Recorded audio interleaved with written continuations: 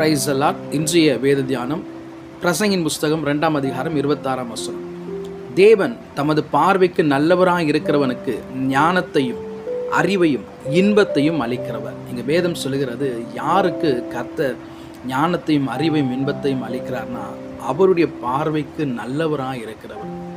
அவருடைய பார்வைக்கு நல்லவராக இருக்கிறவனுக்கு கர்த்தர் அளிக்கிற இந்த 3 காரியங்களை நம்மளால் வேதத்தில் வாசிக்க முடியும்.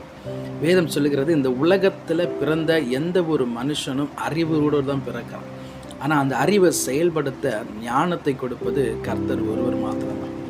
கர்த்தர் ஒருவரால் தான் நமக்கு ஞானத்தை கொடுக்க முடியும். வேதம் சொல்லுகிறது, அவர் ஞானத்தை அளிக்கிற தகப்பன் என்று சொல்லி வேதத்தில் நம்ம வாசிப்போம் என்று சொன்னால் 1 ராஜாக்கள் 3ஆம் அதிகாரத்தில் சாலமோன் இஸ்ரவேல் ஜனங்களை வழிநடத்த தேவனிடத்தில் ஞானத்தை கேட்கும் போது கர்த்தர் அவன் கேட்ட அந்த விண்ணப்பம் தேவனுக்கு உகந்ததாக இருந்தனால அவர் அவன் விண்ணப்பத்தை அங்கீகரிக்கிறது நம்மளால் வாசிக்க முடியும். 1 ராஜாக்கள் 3ஆம் அதிகாரம் 10ஆம் வசனத்தை நாம் வாசிக்கும் பொழுது சாலமோன் இந்த காரியத்தை கேட்டது ஆண்டவருடைய பார்வைக்கு உகந்த விண்ணப்பமாக இருந்தது.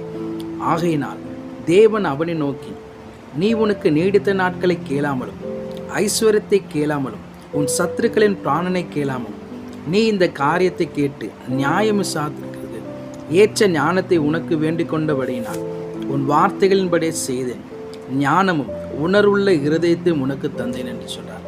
வேதம் சொல்லுகிறது, சாலமோனுக்கு கர்த்தர் ஞானத்தை அளிக்கிறவராக இருந்தார். சாலமோனுக்கு மாத்திரமல்ல, தேவனுடைய பார்வைக்கு நல்லவராக இருக்கிற ஒவ்வொருக்கும் கர்த்தர் ஞானத்தை அளிக்கிறவராக இருக்கிறார்.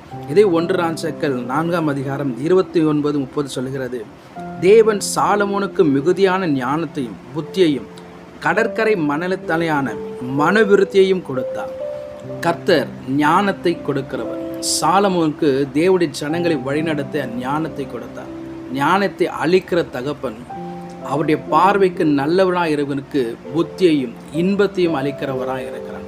இதை கேட்டுக்கொண்டிருக்கிற நம்முடைய வாழ்க்கையிலும் அவருடைய பார்வைக்கு நாம் நல்லவனாக இருப்போம் என்று சொன்னால் இந்த 3 ஆசீர்வாதங்களையும் கர்த்தர் நமக்கு கொடுக்க உண்மை உள்ளவராக இருக்கிறார். சாலமோனுக்கு மாத்திரமல்ல, நாமும் தேவனுடைய வார்த்தையை பிடித்து கொண்டு தேவனுடைய சமூகத்தை நோக்கி நாம் தேடி வரப்படும் போது இந்த வார்த்தையை நம்மளாலும் சுதந்திரிக்க முடியும்.